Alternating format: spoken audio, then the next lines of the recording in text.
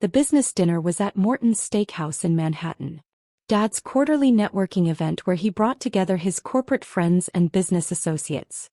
He'd insisted I come, though he'd made it clear I was only invited because Mom had guilted him into it. "It'll be good for you to meet successful people," he'd said on the phone. "Maybe someone can help you find a real career." I was 27 years old. I'd been running my logistics software company for 5 years. But to Dad, if you didn't work in an office wearing a suit, you weren't successful. I showed up in dark jeans, a black turtleneck and boots. Practical, comfortable. The kind of outfit I wore when I was visiting warehouses or meeting with operations managers. Dad's face tightened when he saw me at the restaurant entrance. "That's what you're wearing?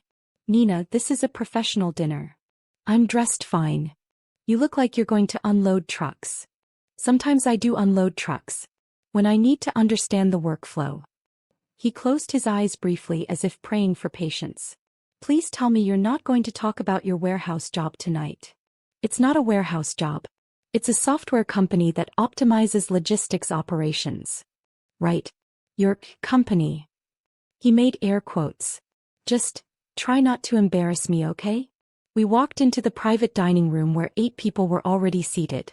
Dad's usual crowd: corporate executives, finance guys, a few lawyers. My sister Jessica was there too, 29 and working as a marketing director at a luxury brand. She was in full corporate armor. Designer suit, expensive jewelry, perfect makeup. She looked me up and down and smirked. "Casual Friday came early this week?" "It's Tuesday." Exactly my point. Dad started making introductions as we took our seats. "This is my youngest daughter, Nina.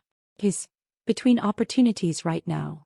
I run a logistics software company," I corrected quietly. "She works at warehouses," Dad clarified to the table, his tone apologetic. "We're hoping she'll transition to something more professional soon." One of his friends, a man in his 50s named Robert, smiled politely. "What kind of work do you do at the warehouses?" "I don't work at warehouses. I develop software that optimizes supply chain operations. We work with warehouses, distribution centers, fulfillment operations." "She helps them organize inventory," Dad interrupted. "It's entry-level logistics work." I could have corrected him. Explained that my company had 127 employees, $340 million in annual revenue, and clients that included 3 of the 5 largest retailers in North America. But I'd learned over 5 years that Dad didn't want to hear it. He decided when I dropped out of Columbia Business School that I was a failure. Nothing I said would change his mind. Jessica leaned over to whisper loudly to the woman next to her. "She's been doing this warehouse thing for years. Mom and Dad are mortified." "I can hear you," I said calmly. "Good. Maybe you'll finally get the hint." The waiters brought appetizers. The conversation shifted to stocks, real estate, business deals. I ate my salad quietly, checking my phone periodically for updates from my CTO about the system deployment we were managing tonight.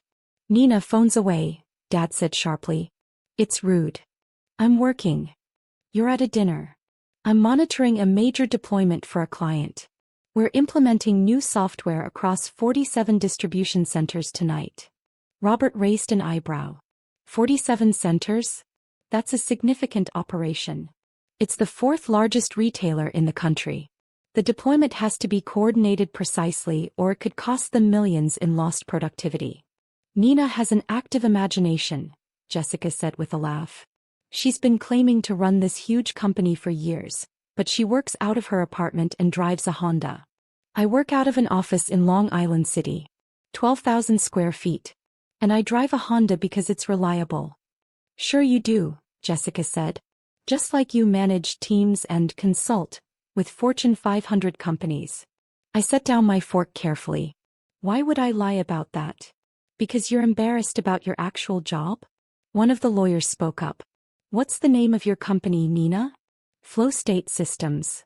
He pulled out his phone, typed briefly, then stopped. His eyebrows rose. "The Flow State Systems? The logistics optimization platform?" "Yes. My firm represented one of your competitors in an acquisition last year. They were bought specifically because they couldn't compete with your technology." He looked at Dad. "Your daughter founded Flow State?" Dad's smile was frozen. "Nina's been working on some software project. FlowState did $340 million in revenue last year, the lawyer continued, still scrolling on his phone. They're the leading platform for warehouse automation and supply chain optimization. Nina, you're the founder. Founder and CEO. The table had gone completely silent. Jessica was staring at me. That's not, you don't. I started it 5 years ago, I said calmly. We began with small distribution centers, proved the ROI, then scaled to larger operations. We now work with 18 of the 50 largest retailers in North America. Dad's friend Robert was on his phone now too. There's an article here from Supply Chain Quarterly. It says FlowState has revolutionized logistics software. And he looked up at me. It says the CEO is Nina Brennan. That's you. Yes. But you work in warehouses, Dad said weakly. I visit warehouses to understand operations firsthand. I also spend time in our office managing a team of 127 people. Software engineers, data scientists, operations specialists, sales team, customer success. 127 employees? Robert interrupted. Nina, what's your company valued at? I hesitated. The valuation wasn't public yet. We were in the middle of Series C negotiations and the numbers were under NDA. I can't disclose that right now. But there is a valuation. You've raised institutional funding. Series A was $12 million from Lightspeed Venture Partners. Series B was $45 million from Sequoia Capital. Series C is closing next month. The lawyer was scrolling rapidly. Sequoia Capital invested in you? Nina, they're one of the top VC firms in the world. They backed Google, Apple, Oracle. I know who they are. They did extensive due diligence before investing. Jessica's face had gone pale. You raised $45 million? That was Series B. Series C is significantly larger. How much larger? Robert asked. I can't say. It's not public yet. Dad was still frozen, staring at me like I'd grown a second head. Nina, if this is true, why didn't you tell us? I tried. For 5 years. Every time I explained what I was building, you called it a hobby or a phase. You told your friends I was working entry-level warehouse jobs. You said I was between opportunities. But you never showed us proof. You never asked to see proof. You saw that I visited warehouses and drove a Honda and decided I was failing. You never once asked to visit the office, meet my team, or review the financial statements. Because you were always so secretive. Because every time I mentioned FlowState, someone made a joke about it. You called it my warehouse thing and changed the subject. You told me to get a real job. Why would I keep trying to prove myself to people who'd already decided I was unsuccessful? The TV mounted in the corner of the private dining room had been playing financial news on mute. Suddenly, someone turned up the volume. And now we go to our exclusive interview with one of tech's most exciting young CEOs, the anchor was saying. I glanced up at the screen and my stomach dropped. It was me. The interview had been filmed 2 weeks ago in our Long Island City office. Bloomberg Technology had done a profile on logistics software companies, and they'd wanted to feature FlowState. I'd agreed to a 15-minute interview, assuming it would air late at night or online only. But here it was. Prime time. On the TV in the room where my family was currently processing the revelation that I wasn't actually a warehouse worker. Meet Nina Brennan, the anchor continued, CEO and founder of FlowState Systems, the logistics software company that's transforming supply chain operations across North America. The screen cut to me in our office, standing in front of our operations center where real-time data from hundreds of warehouses displayed on massive monitors. We started FlowState because traditional warehouse management systems weren't keeping pace with modern logistics demands, my recorded self was saying. E-commerce had exploded, but the software running distribution centers was still designed for the pre-internet era. We saw an opportunity to completely reimagine how inventory flows through supply chains. The Bloomberg interviewer asked about our growth. The camera panned across our office. Software engineers at standing desks, data scientists reviewing algorithms, operations managers on calls with clients. We've grown from 2 people in a shared office space to 127 employees across 3 offices, I said in the interview. Our software now manages over $12 billion in annual inventory flow for our clients. $12 billion. Dad whispered at our table. On screen, the interviewer was asking about funding. You've raised significant venture capital from top-tier firms. Can you talk about your latest round? My recorded self smiled. We're currently closing our Series C round. We can't disclose the exact amount yet, but it's the largest logistics software funding round of the year. It values FlowState at just over $1.3 billion. The table erupted. Billion. Jessica's voice cracked. Did she say billion? On screen, the interview continued. At 27, you're one of the youngest founders to reach unicorn status. That's a $1 billion valuation for our viewers. What's next for FlowState? We're expanding internationally. We have pilots running in the UK and Germany. We're also developing AI-powered predictive analytics that will allow warehouses to anticipate demand shifts weeks in advance. The goal is to eliminate inefficiency entirely from supply chains. The interviewer leaned forward. Your company is now worth $1.3 billion. You own 68% of the shares. That makes your net worth roughly $880 million. How does it feel to be approaching billionaire status at 27? I watched my own face on screen. Calm, professional, slightly uncomfortable with the wealth question. The valuation is exciting because it means we can invest in the technology and expand our team. The personal wealth aspect is secondary to the mission. We're trying to solve real problems for companies that move physical goods. Every percentage point of efficiency we add to their operations means lower costs for consumers and less waste in the system. The interview concluded with footage of one of our client warehouses. Automated systems, optimized workflows, our software managing everything seamlessly. Nina Brennan of FlowState Systems, the anchor said as the segment ended. One of tech's rising stars, proving that the future of innovation isn't just in social media and consumer apps.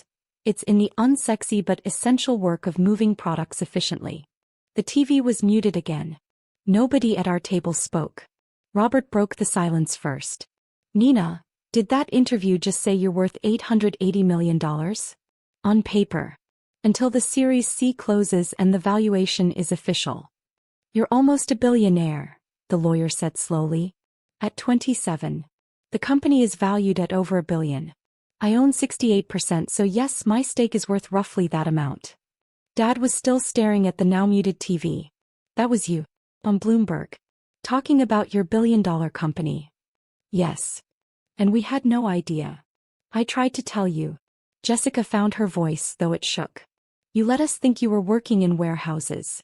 I do work in warehouses. I spend at least one day a week in client facilities, understanding their operations. But I also run a technology company with 127 employees and $340 million in annual revenue. Both things are true. But you never corrected us. I did. Constantly. You didn't want to hear it. Robert was scrolling on his phone again. Nina, there are dozens of articles about you. TechCrunch, Wall Street Journal, Forbes. They're calling you one of the most successful young founders in enterprise software. I'm aware. Forbes has you on their 30 under 30 list for enterprise technology. You won Logistics CEO of the Year last month. You've been a keynote speaker at 3 major industry conferences this year alone. Dad's face had gone from white to red. Why didn't you tell me any of this? I did, Dad.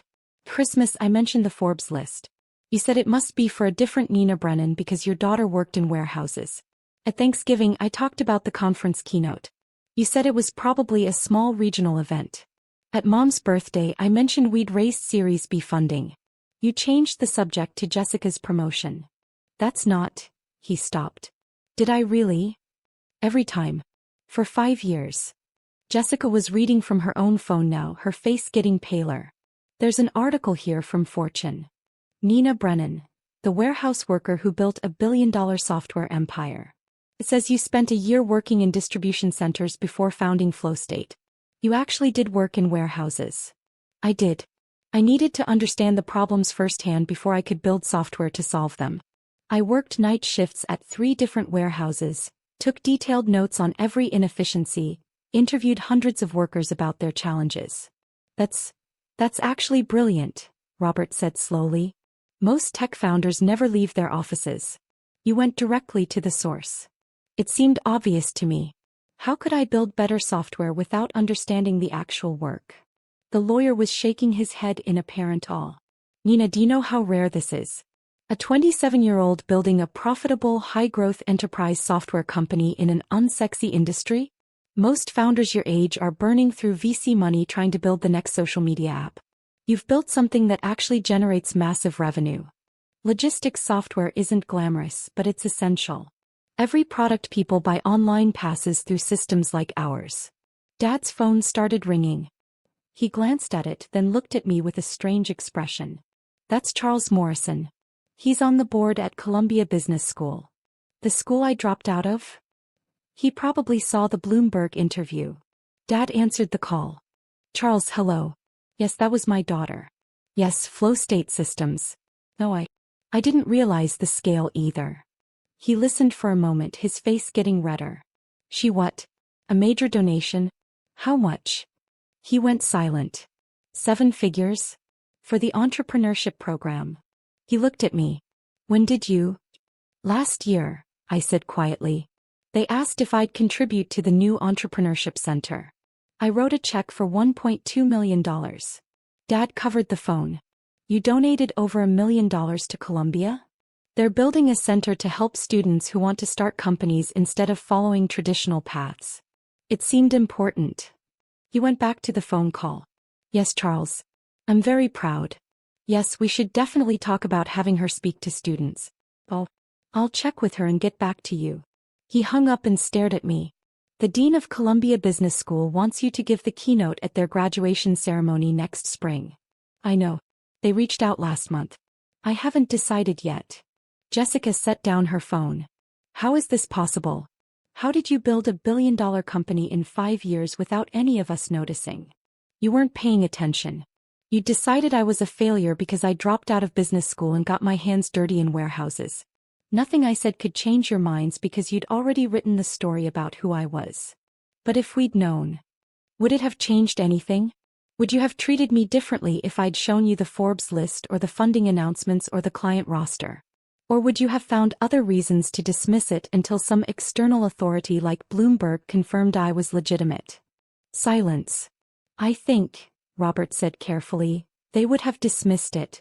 People usually do when success doesn't look the way they expect it to. Dad's hands were shaking slightly. Nina, I'm sorry. I'm so sorry. I completely misjudged everything. I thought you were wasting your potential. I know. If I'd known you were building this, you should have believed me when I told you. You shouldn't have needed Bloomberg to confirm it. You're right. You're absolutely right. He looked around the table at his business friends, all of whom were now looking at me with respect and fascination. Everyone, I need to apologize. I've been telling you all for years that my daughter was struggling, working dead-end jobs, refusing to get serious about her career. I was completely wrong. Nina is apparently more successful than everyone at this table combined. Dad, it's not a competition. No, it's important. I need to own this. He turned back to me. I'm proud of you. Not because Bloomberg interviewed you or because you're worth $880 million. I'm proud because you saw a problem, figured out how to solve it, and built something meaningful. And I'm ashamed that I didn't see it until it was on national television. Jessica spoke up quietly. I'm sorry too, Nina. I've been horrible. Calling your work a hobby, mocking you at family dinners, telling people you were unemployed when you couldn't make events. I was jealous of the attention you were getting even though I thought you were failing. Now I realize you were actually succeeding beyond anything I'd ever accomplish. Jess, you're doing great in your career. I'm a marketing director making $180,000 a year. You're about to be a billionaire. There's no comparison. Different paths. Different definitions of success. Robert's phone buzzed. He looked at it and laughed. Nina, I just got a text from the CEO of my company. He saw the Bloomberg interview. He wants to know if you're accepting new clients. He says our logistics operations are a disaster and he'll pay whatever it takes to work with Flow State. Tell him to have his operations team reach out through our website. We evaluate every potential client carefully to make sure we're a good fit. You're going to make him apply through your website? We have a process. Just because he's the CEO of a Fortune 500 company doesn't mean he gets to skip it. The lawyer was grinning now. I like you. You're not impressed by titles or wealth. You just care about the work. That's what matters. My phone buzzed. A text from my CTO, deployment complete. All 47 centers online. Zero errors. Client is ecstatic. This is going in the case studies. I smiled and typed back, excellent work. Tell the team they're getting bonuses. This was flawless. Good news. Robert asked. The deployment I mentioned earlier. It's complete. 47 distribution centers running on our software with zero downtime. The client will be able to process Black Friday orders 30% more efficiently this year. That's happening right now, while we're at dinner. The work doesn't stop for dinner. My team's been monitoring the deployment for the past 3 hours. But it's finished now and they crushed it. Dad was quiet for a moment. Then, can I visit your office sometime? See what you've built. You want to visit? I want to understand what you do. Really understand it. Not from Bloomberg or Forbes but from you. I should have asked years ago. Hey. Thursday afternoon works if you're free. I can give you a full tour, introduce you to the team, show you the software in action. I'd like that. Jessica raised her hand tentatively. Can I come too? Sure. I'm sorry I called you embarrassing. You're the opposite of embarrassing. You're incredible. The rest of dinner was surreal. Dad's business friends peppered me with questions about flow state, venture capital, growth strategies, hiring, technology trends. They treated me like a peer, or more accurately like someone they wanted to learn from. Robert asked if I'd speak at his company's leadership conference. The lawyer asked if I needed legal counsel for the Series C closing. Another executive asked if I'd consider joining his company's board as an advisor. I politely declined most of it. I had enough on my plate. When dinner ended, Dad walked me to my Honda in the parking garage. That's really your car? He asked. Yes. You could afford anything. A Tesla, a Mercedes, whatever you want. I don't need anything else. The Honda is reliable and efficient. It gets me where I need to go. That's very mature for 27. I learned it from watching you actually. You always taught us not to waste money on status symbols. To value substance over appearance. Remember? He smiled sadly. I taught you that, then spent 5 years judging you for living by it. Yeah. I'm sorry, Nina. Really, truly sorry. I know. And I appreciate it. But Dad, the apology doesn't erase 5 years of dismissal. It's going to take time to rebuild trust. I understand. I'll do whatever it takes. I unlocked the Honda. Start by actually visiting the office on Thursday. Learn about what we do. Meet my team. See the work firsthand instead of just reading articles about it. I'll be there. I drove back to my apartment in Astoria, a modest one-bedroom that cost $2,400 a month. I could have afforded a penthouse in Manhattan or a house in the suburbs. But this place was close to the office, quiet and perfectly adequate. The Bloomberg interview was already generating reactions. My phone was full of messages from investors, clients, potential hires, journalists requesting follow-up interviews. Our marketing director had texted that website traffic was up 400% and we'd received 50 new client inquiries in 2 hours. But the message that mattered most was from my CTO. The team is celebrating at a bar near the office. You should come. They want to thank you for the bonuses. And for building something we're all proud to work on. I smiled and texted back, give me 20 minutes. First round is on me. I changed into jeans and a t-shirt, my actual casual wear, not the professional version I'd worn to dinner, and headed to the bar. My team was there. Software engineers, data scientists, operations specialists, salespeople.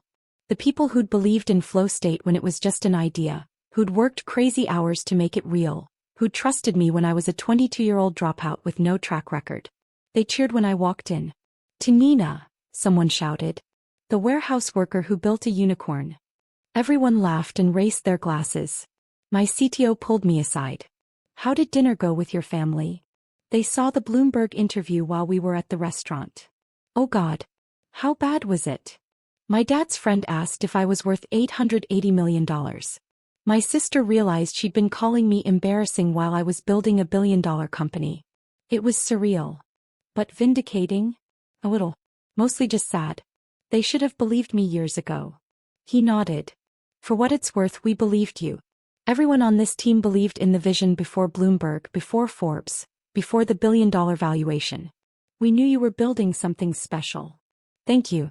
That means more than any news interview. I stayed at the bar until midnight celebrating with my team. These people, who'd trusted me when my family didn't, who'd worked impossible hours to make Flow State succeed, who'd believed in logistics software when everyone else was chasing sexier industries, they were my real validation. When I finally got home, I found a text from Mom. Your father told me about dinner. About the interview. About everything. Nina, I'm so sorry. I should have listened. I should have believed you. Can we talk this week? I typed, Thursday after Dad's office visit. You can both come. Her response was immediate. Thank you. We love you. We're so proud of you. We should have been proud all along. I set the phone down and looked around my modest apartment. The same place I'd lived for 3 years, long after I could have afforded better. I'd stayed because it was practical, because the money was better spent on the business, because luxury didn't matter as much as the mission. Tomorrow I'd be back in warehouses, observing operations, talking to workers, understanding the problems our next software update needed to solve. I'd be in the office working with my team. I'd be on calls with clients, discussing their challenges and how we could help. The Bloomberg interview would generate more attention, more opportunities, more validation from people who'd dismissed me before.